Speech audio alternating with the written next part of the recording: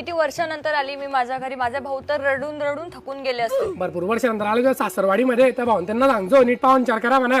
आणि पोरचे डायपर बदलून थकून गेला ठीक आहे बॅग. का रे बंट्या, का रे बबल्या, मी आली. पैशांची सोय झाली. दाजी दाजी आले.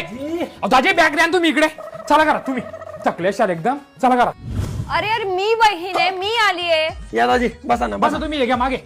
दाजींसाठी सोन्याच्या ग्लास मध्ये चिकूचे ज्यूस घे आणि ना प्लास्टिकच्या याच्यात पाणी देऊन टाकल. बर का रे दाजीला सोन्याच्या ग्लास मध्ये ज्यूस आणि मला प्लास्टिकच्या ग्लास मध्ये.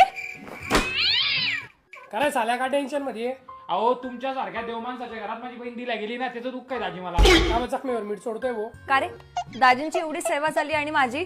लाडकी बहीण योजनेचे 3,000 रुपये भेटले. दिले का तू दोघी भावांना 1,500 रुपये. सोन्यासारखे दाजी आमचे. बबली दाजींना पाणी आणि 4-5 टाइम पाणी पाजव. मूत कडचा त्रास होऊन जाईल नाही तर दाजीला. अरे काय लागाटे बाप तू अजून बी घरी गेली नाही. शेट